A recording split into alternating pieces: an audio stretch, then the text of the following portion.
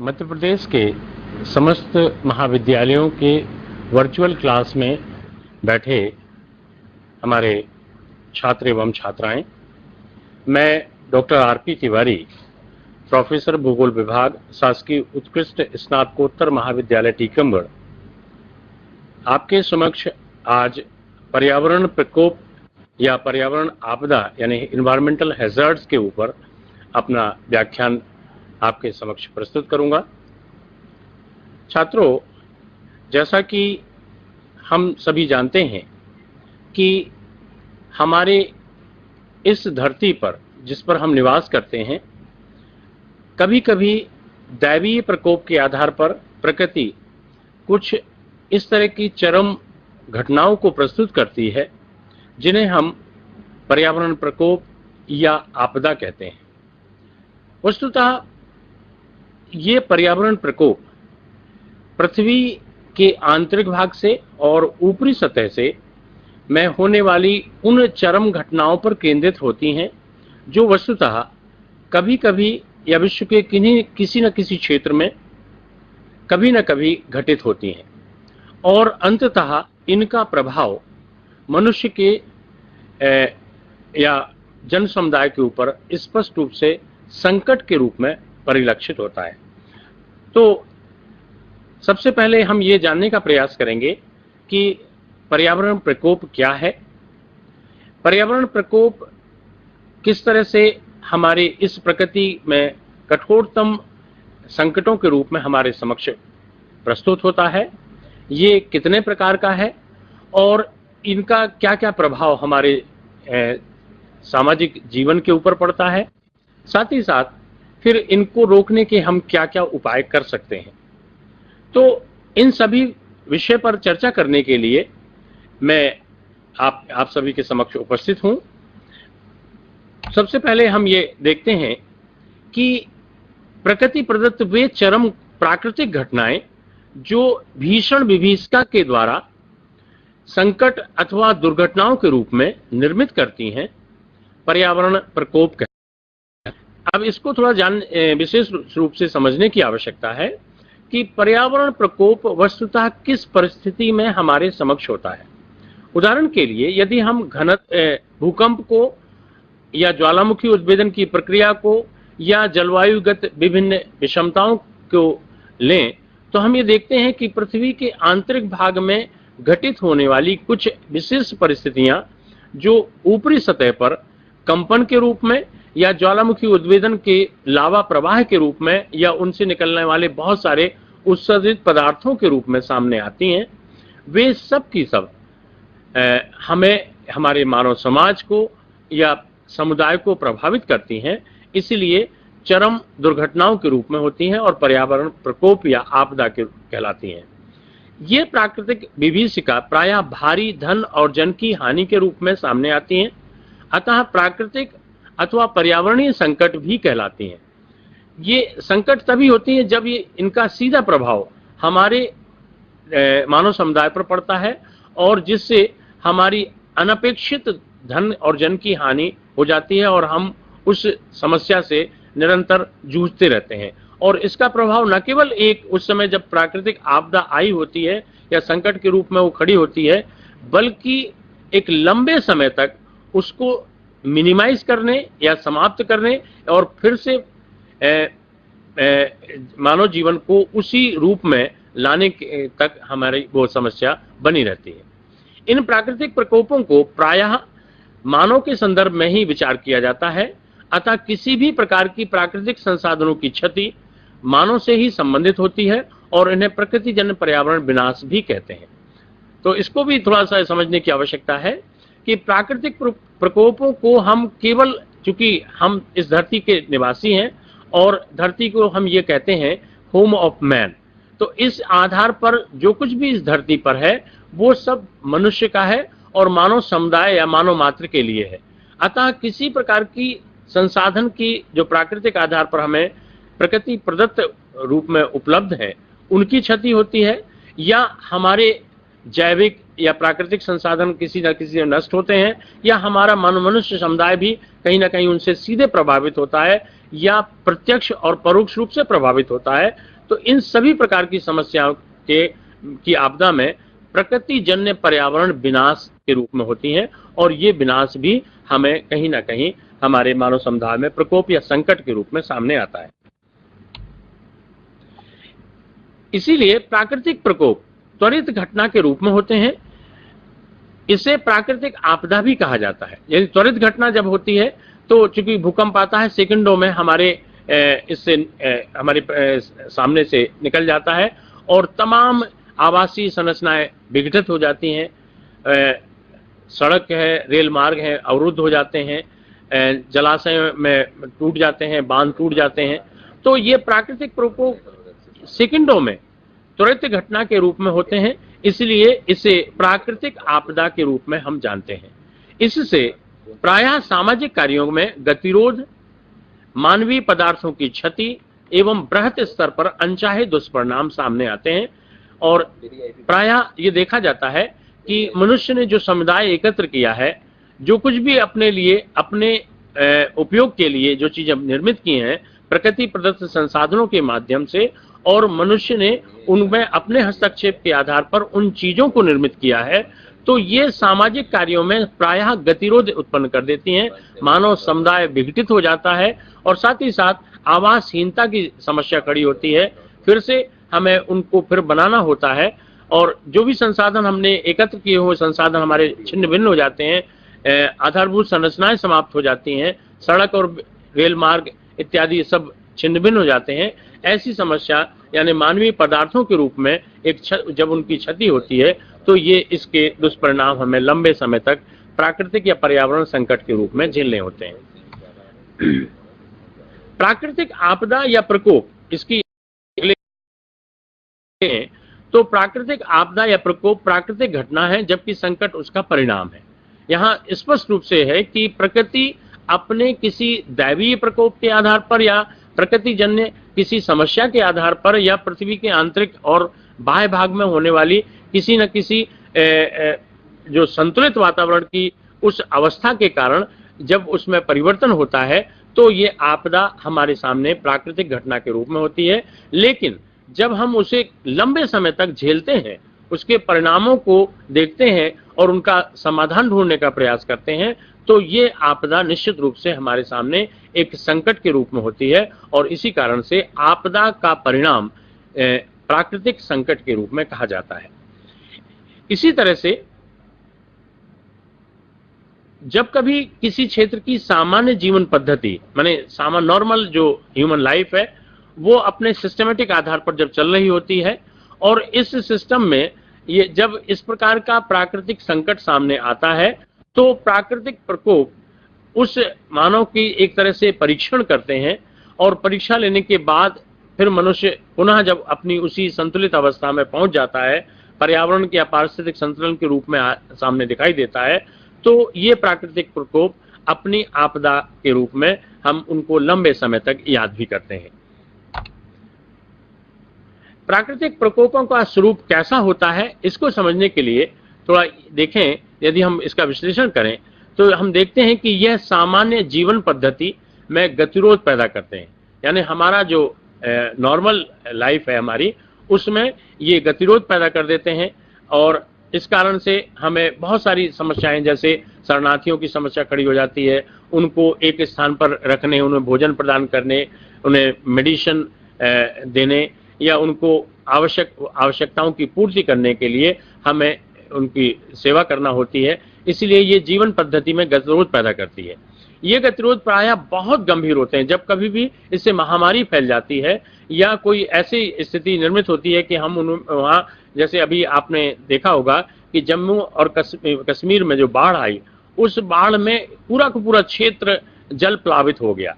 इसके जल प्लावित होने के परिणाम स्वरूप स्थिति यहाँ तक पहुँच गई कि उन्हें छतों पर अपना आशियाना बनाना पड़ा, उन पर रहना पड़ा। लेकिन जिनके पास छत नहीं थी, ऐसे लोगों को बहुत दूर तक जाकर के उन उच्च स्थानों पर पहुंचना पड़ा जहां उसका प्रभाव न के बराबर था। तो इसमें ये इसकी प्रभावशाली जो गंभीर अवस्था थी, उसमें जो उनके सहायक थे, जो उनको उस आपदा में अपनी सहायता करना चाहते थे, उन्हें दूर दूर तक उनको जाना पड़ा, उन्हें मेडिसिन पहुंचाने के लिए और आवश्यकताओं की प्रतिपूर्ति करने के लिए।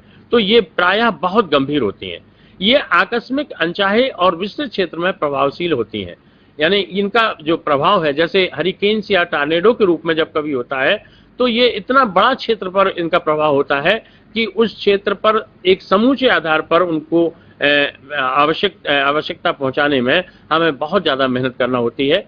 इनसे जीवन की हानि ही नहीं होती, बल्कि बहुत बड़ी मात्रा में धन की बर्बादी होती है और आवास क्षेत्र यानी घर और खेत खलिहान सभी प्रभावित होते हैं। बड़ी मात्रा में महामारियां हमारे बीच में आती हैं। जैसे अभी सबसे बड़ा संकट हमारे सामने जम्मू और कश्मीर का अभी दिखाई दे रहा है कि पानी निकलने के बाद अब वहां उस क्षेत्र में महामारी का संकट बहुत बड़ी समस्या के रूप में खड़ा हो गया है। और साथ ही साथ शारीरिक दुर्घटनाएं, जो मृत नहीं होते हैं वो बेचारे अपाहिज हो जाते हैं, उनके अंग छिन्न भिन्न हो जाते हैं और वो जीवन भर इस आपदा के शिकार दिखाई देते हैं। इसी तरह से सामाजिक संरचना पर भी विपरीत प्रभाव पड़ता है। जो सामाजिक संरचना अपने मौलिक स्वरूप में होती है वो भी अलग अलग हो जाते हैं। माता पिता जो हैं उनके अलग हो जाते हैं, बच्चे अलग हो जाते हैं, या किसी की डेथ हो गई तो पूरा परिवार भी कमाने वाला चला गया। तो ये सभी स्थितियां सामाजिक संरचना पर विपरीत प्रभाव के रूप में दिखाई देती हैं, जो प्रायः प्राकृतिक प्रकोप या आपदा के संकट के रूप में होती हैं। जैसे संसाधनों की कमी हर क्षेत्र में देखी जाती है। जैसे मान लीजिए बिजली के खंभे गिर गए, बिजली का प्रवाह रुक गया, इसी तरह से सड़कें टूट गई या रेल मार्ग अवरुद्ध हो गया, अब वो वहां तक हम ट्रांसपोर्ट सिस्टम को पहुंचा नहीं पा रहे हैं। आवासीय क्षति के रूप में संचार सेवाएं भी ठप हो गई। तो ऐसी स्थिति में हम किसी से बात भी नहीं पहुंचा सकते, यहाँ तक कि हम अपने उन सेवा क्षेत्रों पर भी नहीं बता पाते हैं कि हम यहाँ पर हैं। तो ऐसी स्थिति में तमाम संचार सेवाएं ठप हो जाती हैं। अन्य आवश्यक सेवाओं की कमी भी हमें दिखाई देती है और आधारभूत सुविधाएं जो हमारे बीच में प्रायः दिखाई देती हैं उनमें निश्चित रूप से गतिरोध पैदा हो जाता है। छात्रों, इसी तरह से प्रभावित समुदाय जो भी है, जहां पर भी है इस आपदा से, चाहे वो भूकंप से प्रभावित हो, ज्वालामुखी उद्भेदन की प्रक्रिया से प्रभावित हो, जलवायु के कारणों से हो, अथवा ये मानव निर्मित संकटों के आधार पर भी हो या किसी भी रूप में हो, सुनामी के रूप में हो, तो प्रभावित समुदाय को आवासहीनता का सीधा शिकार होना पड़ता है। भोजन का उनका समस्या खड़ी हो जाती है। उनके जो मौलिक 3 चीजें हैं, यानी रोटी, कपड़ा और मकान, ये तीनों उनको के सामने उनको कहां से जुटाया जाए, इसकी सबसे बड़ी समस्या न केवल उस प्रभावित समुदाय के रूप में होती है, बल्कि वहां की सरकारों के समक्ष भी इस प्रकार की समस्या होती है कि कैसे उन वांछित लोगों तक, ऐसे प्रभावित लोगों तक किस तरह से इन तीनों आधारभूत सुविधाओं को पहुंचाया जाए। तो और इसके अतिरिक्त औषधियों की भी ऐसे समय बहुत ज्यादा आवश्यकता होती है और साथ ही साथ सामाजिक सौहार्द की भी उन्हें नितांत आवश्यकता होती है। तो ये तमाम चीजों को पहुंचाने में ये प्राकृतिक प्रकोप अपना अवरोध या गतिरोध पैदा कर देते हैं, जिस कारण से इस तरह की समस्याएं प्रायः सामने आती हैं। अब यदि हम पर्यावरण आपदा को हम 2 आधारों में विभाजित करें, जैसे एक प्रकृतिजन्य है जो प्रकृति के माध्यम से आती है, दूसरी मानव ने अपने टेक्नोलॉजिकल डेवलपमेंट किया है, प्रौद्योगिकी विकास किया है। इस प्रौद्योगिक विकास ने कुछ इस तरह की समस्याएं भी मनुष्य ने कर ली हैं जो प्राकृतिक आपदा को भी प्रभावित करती हैं, यानी प्राकृतिक आपदा के रूप में होती हैं। इनको आगे चल करके मैं अगले उसमें आपको बताऊंगा कि किस तरह की हैं। सबसे पहले मैं लेता हूं प्राकृतिक प्रकोप क्या है। देखिए, इनको भी हम 2 तरह से विभाजित कर सकते हैं कि एक तो जो पृथ्वी के आंतरिक भाग से जो समस्याएं या आपदाएं खड़ी होती हैं, जैसे उदाहरण के लिए भूकंप है, यानी अर्थक्वेक कहते हैं, उच्च ज्वारीय लहरें यानी इनसी से निर्मित होने वाली सुनामी की समस्या। इसके अतिरिक्त ज्वालामुखी उद्भेदन से निकलने वाली धुआं, राख, बॉम्ब्स और लावा, इन सब के उद्भेदन की ऐसी समस्या। इसी तरह से भूस्खलन या उन क्षेत्रों में जहां पर्वतीय भूभाग हैं, वहां पर्वतीय भूभाग में अत्यधिक बारिश के कारण उनके जो चट्टानें ढीली हो जाती हैं और भारी चट्टानें लुढ़क करके नीचे आने लगती हैं और उनके साथ बड़ी मात्रा में बहता हुआ मलबा सामने आता है, जैसे भूस्खलन। अभी महाराष्ट्र में आपने सुना होगा कि एक पूरा पूरा गांव ही उसमें दब गया। तो इस तरह से भूस्खलन की समस्या आती है, और साथ ही साथ हिमस्खलन भी इसी प्रकार की समस्या है, जिसे हम कहते हैं हिम, यानी यहाँ पर भूस्खलन मैंने पृथ्वी का बोल्डर्स और चट्टाने नहीं होती, बल्कि इसमें पूरी पूरी हिम एवलांच के रूप में पूरा पूरा वो मैंने बर्फ के एकदम गतिमान हो जाती है, और उसके मार्ग में जो भी चीजें आती हैं वो तमाम उन सब चीजों को नेस्तनाबूद करते हुए आगे निकल जाती है। इस तरह की सभी प्रकार की आंतरिक रूप से होने वाली प्राकृतिक घटनाओं को हम भूगर्भिक प्राकृतिक आपदा के रूप में लेते हैं। दूसरी जो प्राकृतिक आपदा है, ये भी पृथ्वी की ऊपरी सतह से होती है, प्रायः जलीय और खगोलीय प्रकोप के रूप में जानी जाती है। इसका मैं तात्पर्य आपको समझाऊं कि जलीय आपदा जो जल के माध्यम से आती है, जैसे आपने सुनामी के रूप में आप इसको देखते हैं, या बाढ़ के रूप में, या जलाक्रांतता के रूप में, या बादल फटने के रूप में, अथवा अतिवृष्टि या जलहीनता यानी सूखा के रूप में हम इसको देखते हैं। इसे भी हम जलीय आपदा के रूप में जानते हैं। दूसरी वो आपदाएं जो जल के अतिरिक्त भी हमारे वातावरण से, आसमान की ओर से हमें हमारे समक्ष आती हैं, जो प्रायः यानी चक्रवात, आंधी और तूफान या हरिकेन्स और टार्नेडो के रूप में होती हैं। ये सभी प्रकार की आपदाएं भी हमारे बीच में उपस्थित होती हैं, और इनसे भारी धन और जन की हानि होती है। इन सभी प्रकार की आपदाओं को मैं आपको अभी विस्तार से एक एक करके समझाऊंगा।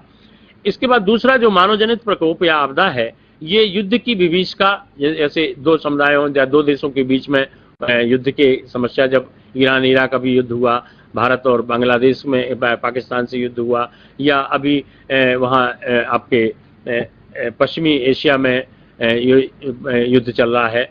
इसके अतिरिक्त भी इराक में अपनी समस्या चल रही है, तो रूस और यूक्रेन के बीच में समस्या चल रही है। तो युद्ध की विभीषिका के कारण भी उनसे होने वाले विभिन्न प्रकार के जो हम हथियारों का प्रयोग करते हैं, इनसे भी बहुत बड़ी समस्या खड़ी होती है और मानव जनित प्रकोप के रूप में आते हैं।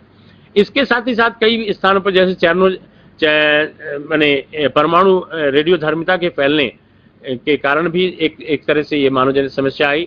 इसके साथ ही साथ हम मानव जनित समस्याओं में सबसे महत्वपूर्ण है रेल दुर्घटनाएं, हवाई मार्ग की दुर्घटनाएं, सामुद्रिक दुर्घटनाएं, और साथ ही साथ सड़क की दुर्घटनाएं। इसके अतिरिक्त औद्योगिक दुर्घटनाएं भी विश्व के भिन्न भिन्न क्षेत्रों में आती हैं। दावानल मैंने बहुत बड़ी मात्रा में किसी वन क्षेत्र में जब बहुत एकदम आग लग जाती है, और वो आग जब नगरीय या ग्रामीण या आवासीय क्षेत्रों को प्रभावित करती है, तो ये भी एक मानव जनित संकट के रूप में हमारे समक्ष होती है। परमाणु विस्फोट या रेडियोधर्मिता का फैलना, वनों का विनाश हो जाना, मरुस्थल का धीरे धीरे हमारी ओर आगे बढ़ना, और कृषि योग्य भूमि को खा जाना या समाप्त कर देना। इसके साथ ही साथ वायु प्रदूषण, जल प्रदूषण और ध्वनि प्रदूषण के रूप में हमारे समक्ष भी मानव जनित संकट इस सामने दिखाई देते हैं, और इनसे भी हमारा सामाजिक ताना बाना विच्छिन्न हो जाता है, टूटता है, और अंततः इसका परिणाम भी हम सबको, हमारे समाज को झेलना होता है। इसके साथ ही साथ हमने ग्रीन हाउस गैसेस का उत्सर्जन किया, कार्बन मोनोऑक्साइड का उत्सर्जन किया, मीथेन गैस का उत्सर्जन किया, तो ऐसे क्षेत्रों के कारण ओजोन में छिद्रता आ रही है लगातार, और उससे भी हमें सूर्य से निकलने वाली पराबैंगनी किरणों के हम तक पहुंचने, यानी जिनसे जो सीधा हमें प्रभावित करती हैं, उनके पहुंचने की संभावना बहुत अधिक बढ़ गई है, और हो सकता है कि आगे चल करके भविष्य में हमें ये सबसे बड़े मानव जनित प्रकोप के रूप में दिखाई दे। इसके अतिरिक्त भी समुद्र भूमंडल में ऊष्मीकरण की समस्या पैदा हो गई है, पूरा ग्लोबल वार्मिंग के रूप में दिखाई देती है। मैं थोड़ा ग्लोबल वार्मिंग के बारे में बताना चाहूँगा। अब ग्लोबल वार्मिंग का जो इंटरनेशनल लेवल पर जो समझा जाता है कि केवल तापमान का बढ़ना नहीं है, तापमान का बढ़ना अतिरिक्त केवल ग्लोबल वार्मिंग की स्थिति, देखिए किसी न किसी वस्तु में कोई ना कोई तापमान होता है, चाहे वो नेगेटिव हो या पॉजिटिव हो। उस तापमान में जब कभी किसी प्रदेश में तापमान का पॉजिटिव यानी वृद्धि होती है या धनात्मक वृद्धि होती है, ऊपर की ओर तापमात्रा चढ़ता है, तो यह ऊष्मीकरण की अवस्था तो है ही, साथ ही साथ उन क्षेत्रों में जहां तापमान कम होता है, उन भूभागों पर भी बहुत ज्यादा जब तापमान में कमी आती है उसे भी हम ग्लोबल वार्मिंग में लेते हैं। उन क्षेत्रों में यानी वर्षा वनों में जहां बहुत अधिक वर्षा होती है, वे वर्षा वाले क्षेत्र और अधिक वर्षा से प्रभावित हो रहे हैं। ऐसी इस समस्या को भी हम ग्लोबल वार्मिंग से देखते हैं। इसके साथ ही साथ एक और हम इसको देख सकते हैं कि उन क्षेत्रों में जहां कम बारिश हो रही है यानी मरुस्थलीय भूभागों पर, तो वहां और अधिक सूखा पड़ रहा है और ज्यादा वहां डिजर्टिफिकेशन की प्रॉब्लम खड़ी हो रही है, डिजर्टाइजेशन हो रहा है। तो ये समस्या भी हमारी ग्लोबल वार्मिंग से जुड़ जाती है।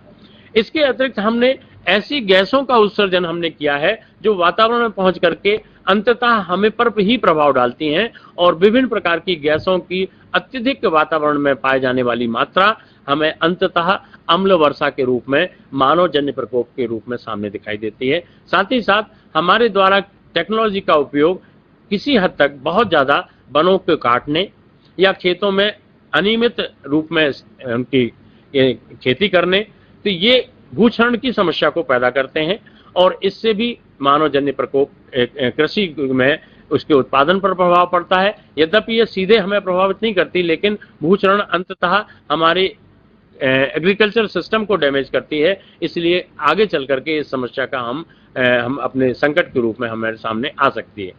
इसके साथ ही साथ हमने टेक्नोलॉजिकल डेवलपमेंट के रूप में ऐसे बम बना लिए हैं जो जैविक बम के रूप में जाने जाते हैं और वायरस और बैक्टीरिया के रूप में होते हैं।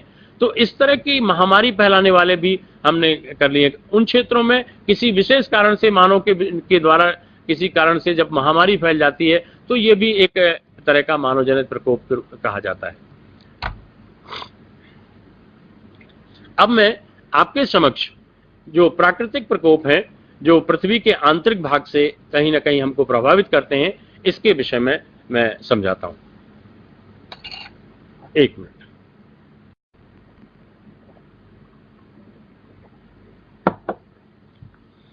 छात्रों, सबसे पहले हम ये जाने कि भूकंप है क्या। वस्तुतः पृथ्वी के अंदर किसी विशेष प्राकृतिक समस्या के परिणाम स्वरूप जब पृथ्वी के अंदर का मैग्मा अंतर प्रवाहित होता है या भूसतह को तोड़ करके बाहर लावे के रूप में प्रवाहित होने लगता है, गैसें निकलती हैं, धुआं निकलता है और तमाम अन्य चीजें निकलती हैं, वो हमारे ऊपरी सतह पर आती हैं, तो पृथ्वी के आंतरिक बलों की सक्रियता द्वारा भू सतह का हिलना अथवा लहरदार कंपन के रूप में उसका दिखाई देना हमें भूकंप कहलाता है। यानी वो भूकंपन के रूप में आना एक भूकंप कहलाता है। वस्तुतः भूकंप किन कारणों से आते हैं इसके बारे में हमें विस्तार से जानने की आवश्यकता है। सबसे पहले प्राकृतिक कारक क्या है इसके। भूप्लेटों का खिसकना। हमारी धरती 6 प्रकार की भूप्लेटों पर भू सतह के रूप में जानी जाती है। ये भूप्लेटें प्रायः नंबर 1 यूरेशियन प्लेट के रूप में, अफ्रीकन प्लेट के रूप में, अमेरिकन प्लेट के रूप में, इंडो ऑस्ट्रेलियन प्लेट के रूप में और 5वीं महाद्वीपीय यानी एंटार्क्टिकन प्लेट के रूप में। एक प्लेट ऐसी है जो प्रशांत महासागर के अंतर्गत पाई जाती है, इसको हम प्रशांत महासागरीय प्लेट के रूप में जानते हैं। ये प्लेटें लगातार अपना कहीं ना कहीं किसी कारण से अपना थोड़ा इनमें खिसकाव आता है या दबाव की स्थिति बनती है, तो वो आपस में रिलीज होता है वो दबाव। इन भूप्लेटों के खिसकने के कारण प्रायः भूकंप हमारी धरती पर आते हैं। आपको इसके भूकंप के जो क्षेत्र हैं इनके पर मैं विस्तार से आपको बताऊंगा कि ये किन किन क्षेत्रों में बहुत अधिक प्रभावशाली होते हैं। दूसरी जो प्राकृतिक भूकंप के आने का कारण है वो है ज्वालामुखी क्रिया।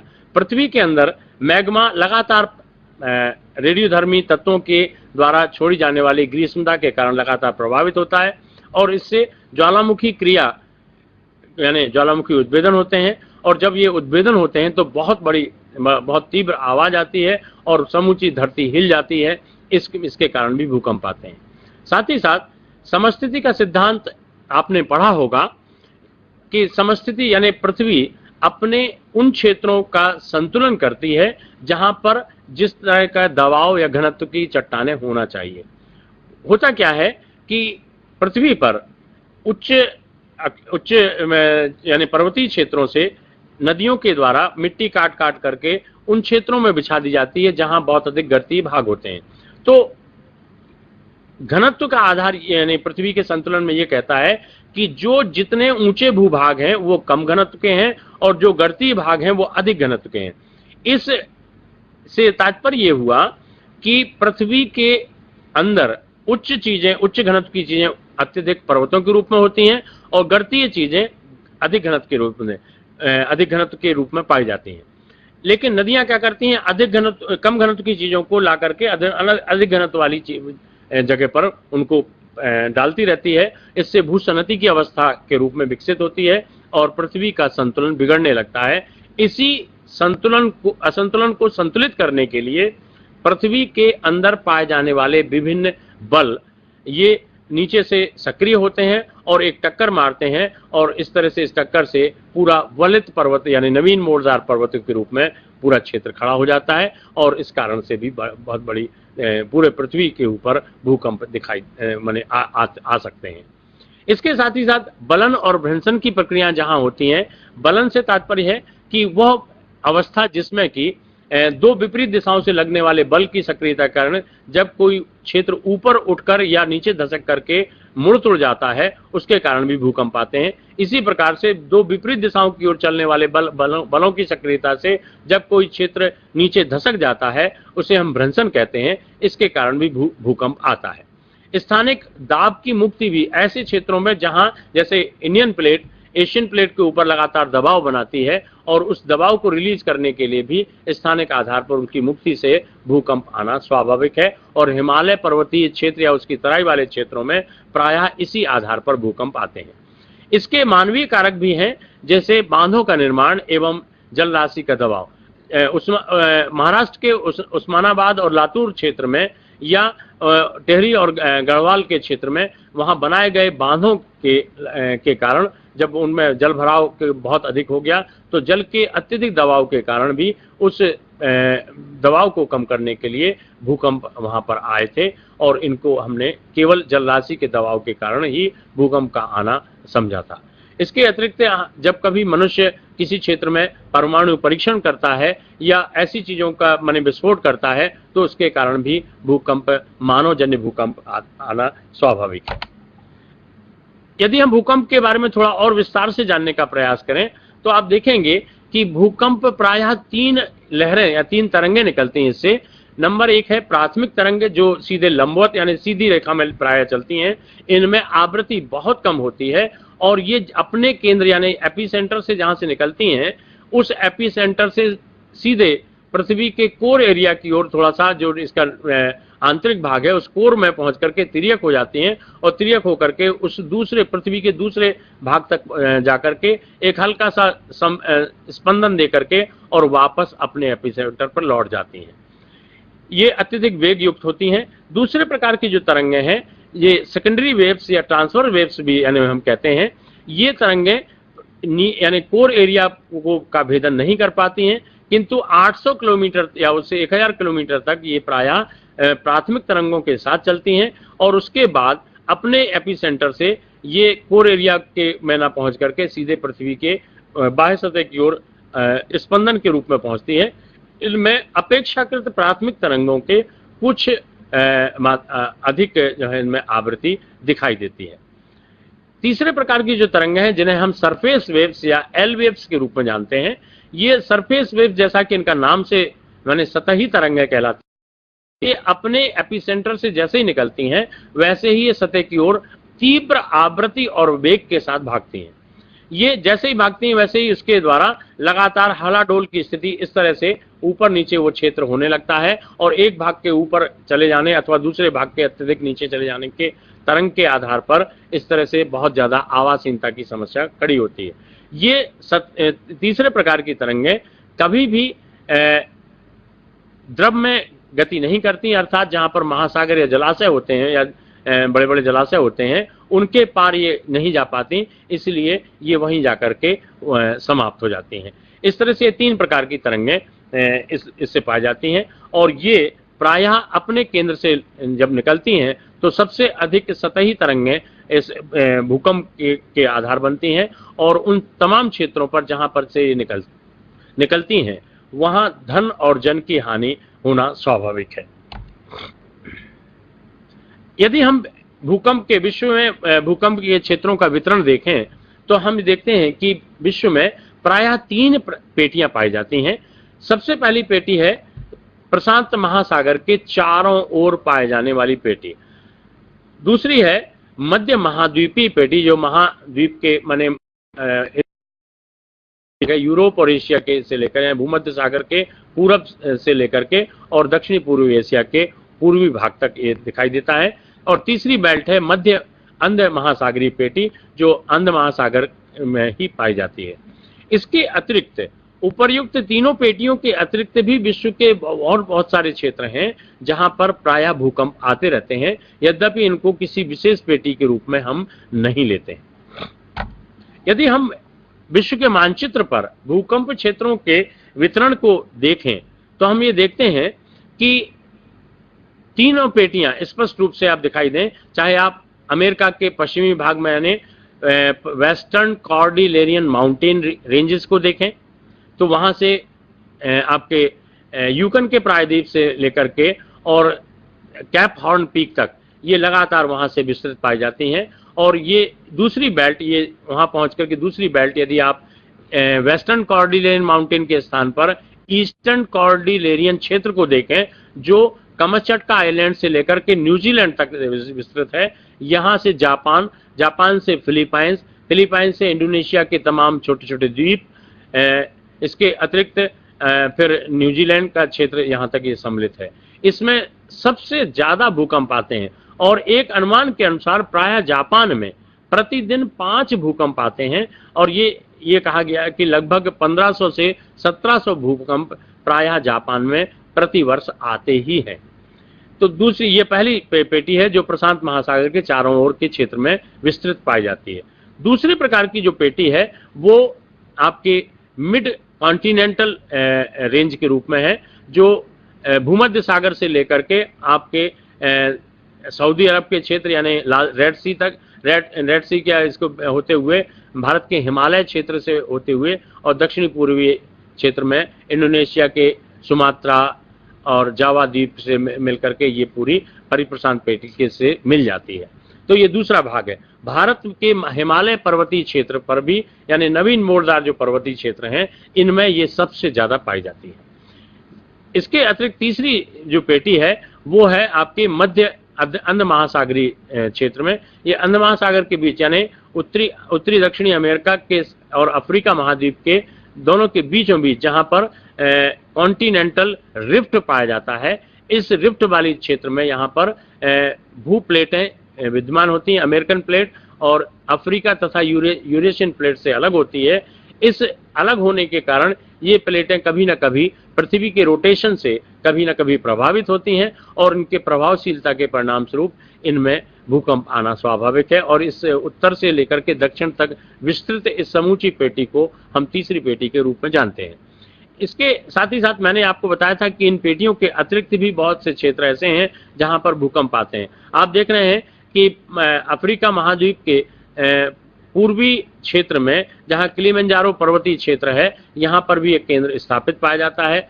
साथ ही साथ इसके अतिरिक्त भी एंटार्क्टिका क्षेत्र में और प्रशांत महासागर के मध्यवर्ती भाग में जहां द्वीपीय क्षेत्र अधिक विकसित हैं, साथ ही साथ आपके अमेरिका के सेंट्रल अमेरिका के भाग में यहाँ बहुत अधिक द्वीपीय भाग हैं, इन पर भी भूकंप प्रायः देखे जाते हैं।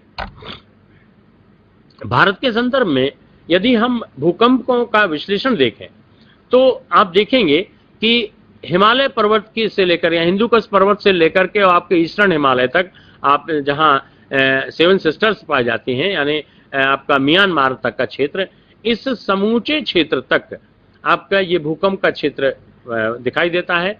इसके अतिरिक्त गुजरात का तटीय भाग, साथ ही साथ महाराष्ट्र का तटीय भाग और दक्षिणी पूर्वी जो क्षेत्र है आपका, जिसे हम कहते हैं तमिलनाडु का तटीय क्षेत्र, इस समूचे क्षेत्र पर भी भूकंप दिखाई देते हैं।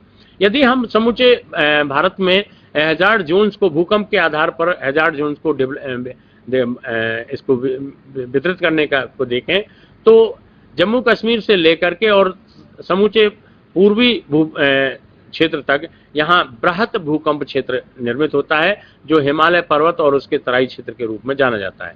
इसके अतिरिक्त दूसरा इसी से संबंधित एक भाग है, जहाँ गुजरात का कच्छ का क्षेत्र है, वहां पर भी भूकंप प्रायः अधिक आते हैं। साथ ही साथ इसके अतिरिक्त शेष जो भूभाग है उनमें बहुत कम भूकंप देखे गए हैं, लेकिन कभी कभार 10 से 50 वर्ष के अंतराल में भारत के, मध्य भारत के और प्रायद्वीपीय भारत के भिन्न भिन्न क्षेत्रों में प्रायः भूकंप देखे जाते हैं। इस स्केल को मैं आपको बाद में बताऊंगा किस तरह से ये कहाँ कितनी उसके विभिन्न प्रकार की प्राकृतिक विभीषिकाओं से क्या कितनी डेथ हुई है, और उनका रिक्टर स्केल पर ये भूकंपों के बारे में बताया है। 1897 से लेकर के 2002 तक का ये पूरा आंकड़ा है, और इसमें कितनी धन और जन की हानि हुई है, इनका क्या रिक्टर पैमाने पर कितना क्या था, कौन से क्षेत्र में क्या कहाँ थे, इनके बारे में इसको विस्तार से बताया गया है। इसके बाद प्रमुख आप इसको भी मैं आपको लास्ट में लूंगा। तो अब दूसरी जो प्राकृतिक आपदा है वो है आपकी ज्वालामुखी प्रकोप, यानी ज्वालामुखी पर्वत के विस्फोट से होने के कारण जो हमारे किसी क्षेत्र में प्राकृतिक आपदा या प्रकोप निर्मित होता है, उसे हम ज्वालामुखी आपदा या प्रकोप कहते हैं। वस्तुतः पृथ्वी के आंतरिक भाग से विस्फोट के रूप में गर्म लावा, जिसके साथ गैसें, जलवाष्प आदि बाहर निकलते हैं, उसे ज्वालामुखी कहलाते हैं, और ये निरंतर जन और धन की हानि को प्रस्तुत करते हैं, इसीलिए इन्हें ज्वालामुखी संकट या प्रकोप कहते हैं। ये ज्वालामुखी किस कारण से आते हैं, इसको समझने के लिए यदि हम देखें तो इसका पहला कारण है पृथ्वी के अंदर जो मैग्मा भरा होता है, वो मैग्मा पृथ्वी के अंदर जब बहुत अधिक इसमें दबाव उत्पन्न होता है तो उसके कारण ये ऊपरी सतह को तोड़ करके और लावा प्रवाह के रूप में निकलने लगता है। तो ऐसे क्षेत्रों पर जहां प्रायः यानी आपका भूमध्य सागरीय क्षेत्र है, इन क्षेत्रों में या जावा द्वीप के आसपास द्वीपीय भाग हैं, इन समूचे क्षेत्रों पर इस प्रकार का प्रवाह इनमें प्रायः देखा जाता है। और लावा प्रवाह जब होता है तो अत्यधिक गर्म, यानी लगभग 1000 डिग्री सेल्सियस से लेकर के और लगभग यानी 1800 डिग्री सेल्सियस तक इनमें तापमान होता है, और इसके कारण कोई भी चीज पृथ्वी की उस जगह पूरी तरह से माने अपनी वास्तविक अवस्था में नहीं रह पाती, जल भुन करके राख हो जाती है, समाप्त हो जाती है, और इस कारण से ये ज्वालामुखी प्रकोप का रूप धारण करती है। दूसरा, दाब की कमी। उन क्षेत्रों में जहां बहुत अधिक सैलें आपस में विछी होती हैं, या भूप्लेट के अतिरिक्त भी कई उन क्षेत्रों में जहां बलन और भ्रंशन के कारण बहुत अधिक दबाव होता है, तो दबाव के क्षेत्र को रिलीज करने के लिए भी पृथ्वी के आंतरिक भाग में ये लगातार स्थिति बनी रहती है। उनको तोड़ करके ऊपरी सतह पर जब ये दाब मुक्ति होती है तो उसके कारण भी ज्वालामुखी उद्भेदन की पूरा जो समूचा ऊपर का क्षेत्र है वो एकदम एक बॉम्ब के जैसी विस्फोट के साथ में दाब मुक्ति के रूप में ज्वालामुखी उद्भेदन होता है, और लगभग 1 से 1.5 या 2 किलोमीटर तक वो पूरा क्षेत्र उड़ जाता है। उसके साथ में धुआं, गैस, जलवाष्प और उसमें पाए जाने वाले छोटे बड़े जो उसके पृथ्वी के खंड हैं, वो जिन्हें हम बॉम्ब्स कहते हैं, वो भी उसमें के साथ में लगातार गिरते रहते हैं। साथ ही साथ जलवाष्प का निर्माण, यदि किसी क्षेत्र में ऐसे भूभागों पर जहां आपने देखा होगा कि समुद्र के नीचे जहां लगातार जल अंदर प्रवाहित होता रहता है और पृथ्वी के अंदर बहुत अधिक गर्मी है, उस गर्मी के कारण वहां लगातार जलवाष्प निर्मित होती रहती है, और उस जलवाष्प में जब बहुत अधिक दबाव की स्थिति निर्मित होती है तो उस दबाव को कम करने के लिए प्रायः ज्वालामुखी उद्भेदन की प्रक्रिया इसी रूप में सामने आती है। लेकिन इस प्रकार के विस्फोट प्रायः समुद्रों के अंदर अधिक होते हैं। इसके साथ ही साथ जिस तरह से भूकंप में भूप्लेटें भूकंप लाने के लिए उत्तरदायी हैं, उसी तरह से भूप्लेटों के खिसकने के कारण भी ज्वालामुखी संकट आना एक स्वाभाविक प्रक्रिया है, और विश्व में सबसे ज्यादा ज्वालामुखी उद्भेदन की क्रिया भूप्लेटों की गतिक या क्रिया के या उनके खिसकने के कारण ही सबसे अधिक संभव होती है। इसको यदि हम थोड़ा विस्तार से जानने का प्रयास करें तो आप देखेंगे कि पृथ्वी के अंदर मैग्मा भरा हुआ है, और ये मैग्मा का प्रवाह लगातार होता रहता है। तो अम्लीय लावा अथवा क्षारीय लावा, ये अम्लीय लावा थोड़ा तरल होता है और एक जब कभी वहाँ किसी क्षेत्र से निकलता है तो इसका तरल अवस्था अधिक होने के कारण बहुत ऊंचाई तक ये गैस और धुएं के साथ फैल जाता है और इस तरह से एक प्राकृतिक आपदा के रूप में विकसित होता है। उन क्षेत्रों में जहां बहुत बड़ी मात्रा में फैल जाता है तो 2-2, 3-3, 4-4 या 10 किलोमीटर या और उससे बड़े विस्तार में इनका धुआं फैल जाता है और सूर्य का प्रकाश भी उन क्षेत्रों पर नहीं पहुंच पाता है। दूसरे प्रकार का जो बेसिक लावा है वो थोड़ा गाढ़ा होता है, इसलिए इसमें विस्फोट बहुत तीव्रता अधिक होती है, किंतु ये विस्तार इनका बहुत हल्का होता है। इनके द्वारा बनने वाला ज्वालामुखी शंकु लगातार ऊंचा उठता चला जाता है और इस कारण से ये एक आपदा के रूप में दिखाई देता है। लेकिन इनका एक धनात्मक पक्ष ये भी है कि जहां ज्वालामुखी उद्भेदन की क्रिया बहुत अधिक होती है उन भूभागों पर बहुत अधिक उपजाऊ मिट्टी कालांतर में निर्मित होती है। इसलिए न केवल ये ज्वालामुखी एक प्रकोप के रूप या संकट के रूप में जाने जाते हैं, बल्कि यदि इनको हम देखें तो ये उन क्षेत्रों पर जहां ये प्रायः दिखाई देते हैं या बहुत अधिक उद्भिद होते रहते हैं वहां पर उपजाऊ मिट्टी का विकास भी होता है। खास करके हवाईन आइलैंड्स के ऊपर इस तरह के क्षेत्र प्रायः दिखाई देते हैं। यदि हम ज्वालामुखियों का विश्व वितरण देखें तो वही क्षेत्र हैं जो क्षेत्र भूकंप के वितरण के हैं, यानी 3 प्रमुख आधार। सबसे पहले परिप्रशांत पेटी, दूसरा मध्य महाद्वीपीय पेटी और तीसरा आपके अंध महासागर के आंतरिक अवस्था की पेटी। तो तीनों क्षेत्र हैं, लेकिन इसके अतिरिक्त भी यहाँ पर भी कुछ ऐसे क्षेत्र हैं जहाँ कदाचित कभी कभी ज्वालामुखी उद्भेदन की प्रक्रिया होती है। तो यहाँ इसमें समझने की आवश्यकता है कि ऐसे तटीय भूभाग, यानी चूंकि प्रशांत महासागर अत्यधिक गहरा है और तट से वहां जलवाष्प की प्रक्रिया भूप्लेटों के खिसकने के कारण परिप्रशांत का आधार यानी आपका सीधा अलास्का से लेकर के और दक्षिणी अमेरिका के ध्रुव दक्षिणी क्षेत्र तक यहाँ ये पेटी विस्तार से पाई जाती है और सभी यहाँ पर कई अनेक जागृत ज्वालामुखी देखे जाते हैं। साथ ही साथ दूसरी जो सर्कम पैसिफिक बेल्ट है, जैसे मैंने पूर्वी कार्डिलेरियन पर्वत के रूप में बात कही थी, यद्यपि ये पर्वत है नहीं, किंतु इसके कमचटका आइलैंड से लेकर न्यूजीलैंड तक तमाम द्वीपीय क्षेत्र दिखाई देता है। ऐसा प्रतीत होता है कि जैसे आज पश्चिमी कार्डिलेरियन रॉकी और एंडीज पर्वत जहां है उसके विपरीत पूर्वी विभाग में कमचटका से लेकर न्यूजीलैंड तक कभी उत्थित भूभाग रहे होंगे और एक पर्वतीय संरचना के रूप में जाने जाते होंगे। तो इस कमचटका से लेकर के न्यूजीलैंड तक बहुत सारे ऐसे भूभाग हैं जहां बड़ी संख्या में ज्वालामुखी उद्भेदन के दिखाई देते हैं। और यहाँ इसके अतिरिक्त सबसे ज्यादा जो प्रभावित क्षेत्र है वो है भूमध्य सागरीय क्षेत्र, यानी मध्य महाद्वीपीय क्षेत्र के रूप में उद्भेदन किया। यद्यपि हमारे हिमालय पर्वतीय क्षेत्र में इसका इतना प्रभाव नहीं देखा गया, किंतु भूमध्य सागरीय इटली और सिसिली के क्षेत्र में ये बहुत बड़ी मात्रा में आज भी अनेक जागृत ज्वालामुखी इनमें दिखाई देते हैं।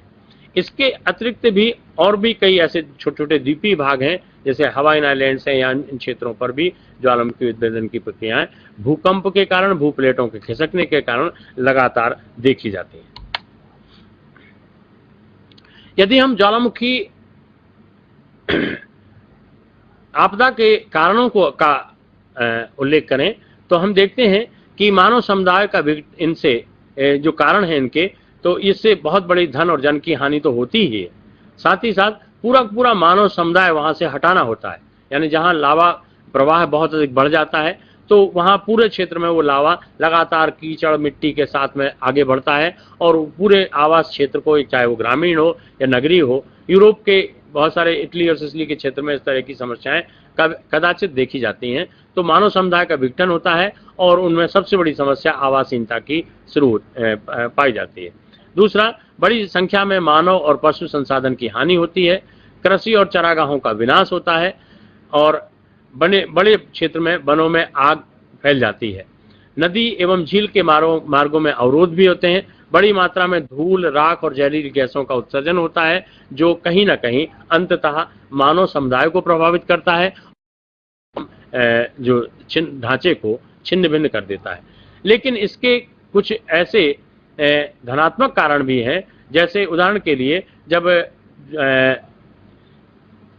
ऐसे क्षेत्रों पर जहां बहुत बड़े ज्वालामुखी उद्भेदन होते हैं जहां राख ज्यादा निर्मित होती है, वो राख उस भू सतह पर बैठ जाती है और कालांतर में बड़े अच्छे उपजाऊ क्षेत्रों को विकसित करती है। उदाहरण के लिए जावा द्वीप, जो इंडोनेशिया का सबसे महत्वपूर्ण द्वीप है, जिस पर अधिकांश जनसंख्या पाई जाती है और कदाचित विश्व का सबसे सघन जनसंख्या घनत्व का क्षेत्र भी है। इस क्षेत्र पर इसके सघन होने का प्रमुख कारण यह है कि यहाँ पर ज्वालामुखी राख से ये द्वीप निर्मित हुआ है, इसलिए बहुत अच्छी उपजाऊ मिट्टी का क्षेत्र है। यहाँ पर चावल का भारी मात्रा में उत्पादन होता है। तो ज्वालामुखी न केवल उस समय जब उसका वो आपदा के रूप में जब उत्सर्जित होता है तब वो हमें आपदा दिखाई देती है, लेकिन जब वो उसके एक लंबा अंतराल अच्छी मिट्टी के रूप में विकसित होता है तो ऐसी स्थिति में वो एक उपजाऊ भूभाग के रूप में भी हमारे सामने आता है। तीसरी जो आपदा है वो है सुनामी की। अभी आपने जैसा कि भूकंप के बारे में सुना है, वस्तुतः ये भी भूकंप जनित ही एक तरह की प्राकृतिक आपदा है। और अभी पिछले कुछ वर्ष पहले जापान में और उसके पहले इंडोनेशिया के तटीय क्षेत्रों पर ये सुनामी बहुत बड़ी आई थी और इसके कारण बड़ा जल आप्लावन हुआ था। चारों ओर के बहुत सारे भूभाग जो तटीय क्षेत्र से इससे प्रभावित हुए थे। तो सबसे पहला ये सुनामी क्या है? ये सुनामी का मतलब है, ये एक जापानी शब्द है जिसका तात्पर्य है समुद्र की ऊंची लहरों का तटीय क्षेत्रों में प्रवेश करना। यानी ऐसी जब ये आती हैं तो तमाम तटीय क्षेत्रों में 10 से 20 मीटर ऊंची पानी की सामुद्रिक लहरें लगातार तटों की ओर भागती हैं और तटों पर पहुंच करके वहां के समूचे बंदरगाहों को, समूचे सिस्टम को डैमेज कर देती हैं, छिन्न भिन्न कर देती हैं और एक तरह से गंभीर प्राकृतिक संकट या पर्यावरणीय संकट निर्मित होता है। तो ये सुनामी जो समुद्र के नीचे आने वाले भूकंप अथवा भूस्खलन अथवा ज्वालामुखी उद्भेदन के कारण समुद्र की ऊपरी सतह पर निर्मित होती है। अब जरा इसको समझने की आवश्यकता है कि समुद्र के नीचे यदि भूकंप का केंद्र स्थापित है अथवा भूस्खलन उसके अंदर हुआ है, यानी बहुत अधिक जल के दबाव के कारण, अथवा उसके समुद्र के अंदर ही ज्वालामुखी उद्भेदन की प्रक्रिया हुई है, तो इन सभी कारणों से वहां वो सुनामी यानी वहां निर्मित होगी और उस केंद्र वहां से स्थापित होगा उसका, और तीव्र लहरें ऊपर की ओर उठेंगी और ऊपर उठ करके जब समुद्र के ऊपरी क्षेत्र पर पहुंचती हैं तो 10 से 50 मीटर तक, कहीं कहीं तो 50 मीटर ऊंची लहरें चलती हैं। लेकिन यदि तट क्षेत्र बहुत दूर है तो ये 10 से 20 मीटर तक की ऊंचाई तक वहां पहुंचती हैं। पिछली बार आए इंडोनेशिया के पास आए इस सुनामी के कारण हमारे अंडमान निकोबार द्वीप समूह में इसमें भारी धन और जन की हानि हुई।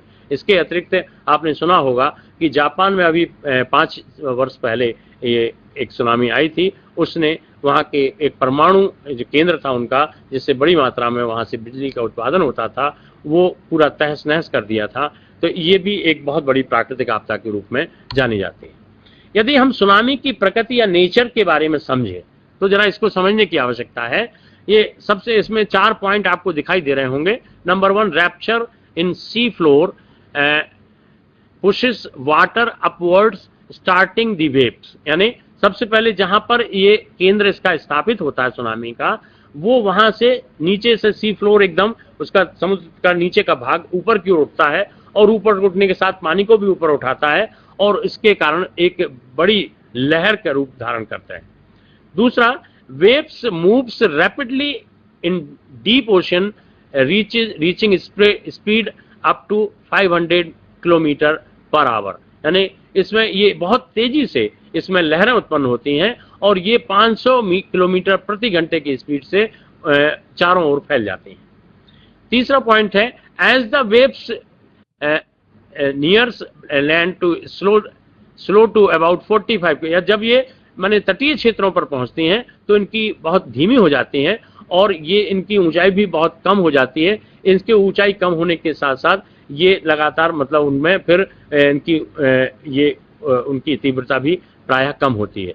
Wave heads inland destroying all in the path, यानी इनके मार्ग में जो भी चीज आती है वो तमाम चीजें धीरे धीरे उनको समाप्त करती हुई चलती हैं और ये एकदम बड़ी ऊंची ऊंची लहरें आकर के आवासीय क्षेत्रों पर गिरती हैं और जो कुछ भी इनके सामने होता है उन सबको डिस्ट्रॉय करती हुई आगे बढ़ जाती हैं। अगली अगली जो प्राकृतिक आपदा है भूस्खलन या हिमस्खलन की, यानी उच्च भूभागों पर भूसतह का आधारहीन होकर नीचे की ओर खिसकना भूस्खलन कहलाता है। इसी प्रकार हिम आच्छादित क्षेत्रों में बड़ी मात्रा में हिम या बर्फ का नीचे की ओर खिसकना हिमस्खलन के रूप में जाना जाता है। यदि हम भारत में इनके, आप लोग रेड स्पॉट देख रहे होंगे आप मानचित्र में, रेड स्पॉट को जो मैप में दिखाए गए हैं, ये ऐसे क्षेत्र हैं जहां पर प्रायः भूस्खलन होते हैं। इसमें न केवल हिमालय का क्षेत्र है, यानी मध्यवर्ती हिमालय से लेकर के आपके पूर्वी हिमालय तक ये पहुंचता है। दूसरा क्षेत्र है जो आपका कोंकण का क्षेत्र है। इस कोंकण के क्षेत्र में भी उच्च पठारी भूभाग के ऊपर पर्वतीय श्रृंखलाएं हैं, यहाँ पर भी भूस्खलन की समस्या प्रायः बनी हुई है।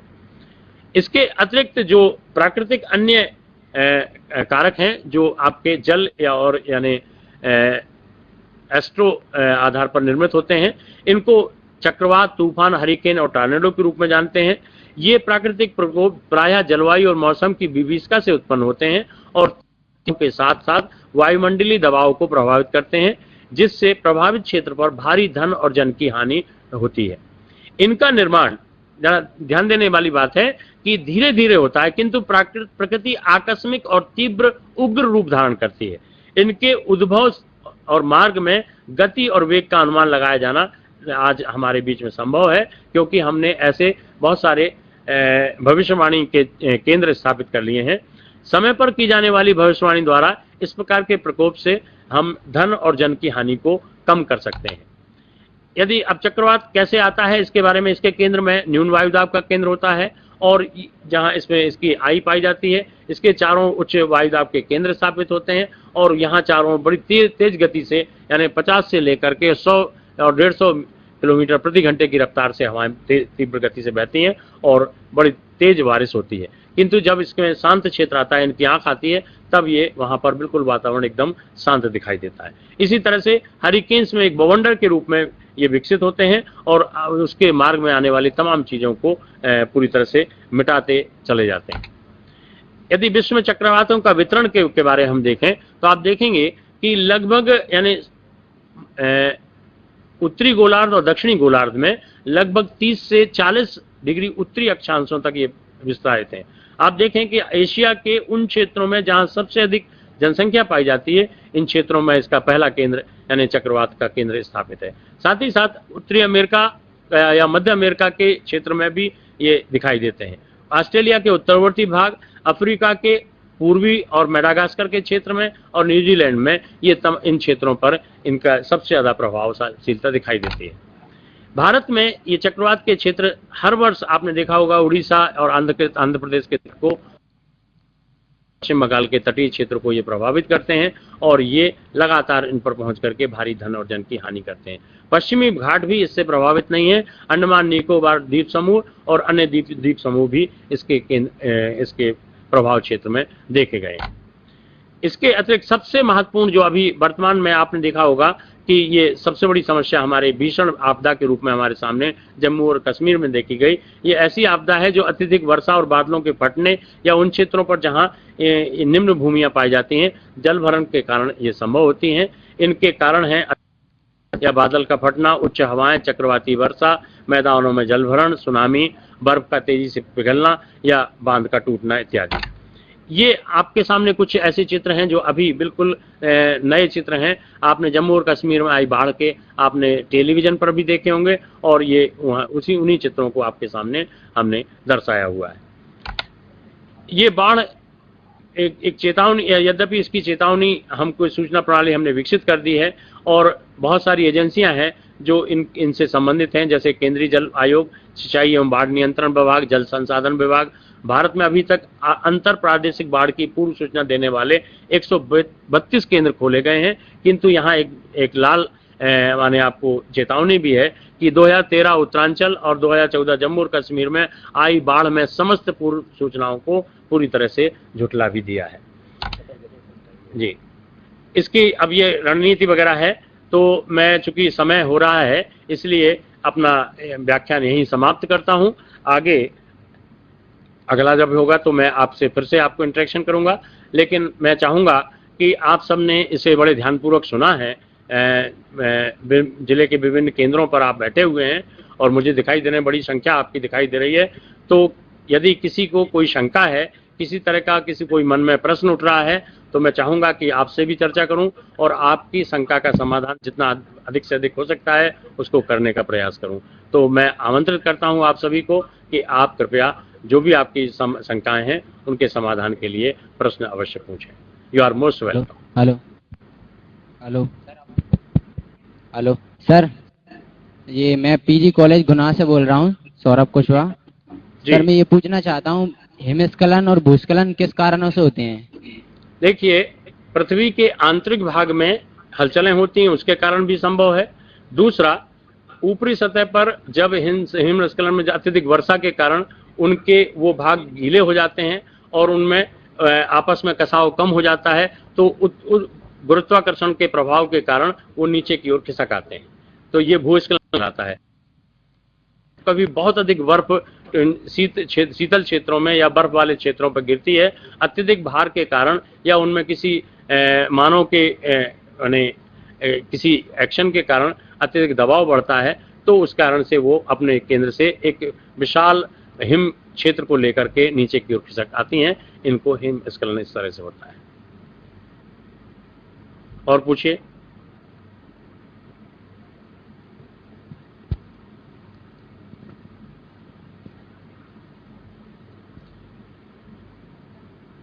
और कोई प्रश्न है आपका?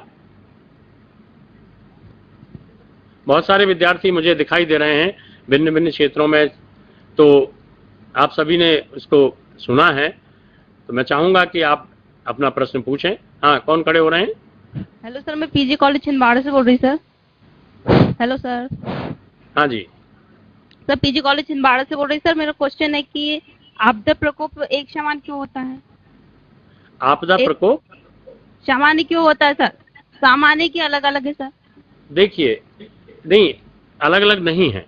आपदा या प्रकोप एक ही बात है, लेकिन आपदा आती है प्रकृति जन्य विभिन्न प्रकार की समस्याओं के कारण जो पृथ्वी के आंतरिक या बाह्य भाग में होती है।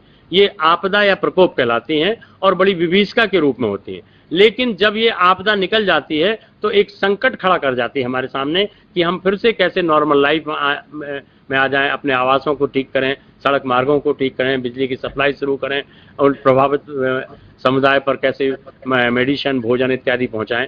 तो आपदा और आपका प्रकोप दोनों एक ही चीज है, लेकिन संकट उनका इनके निकल जाने के बाद की स्थिति है।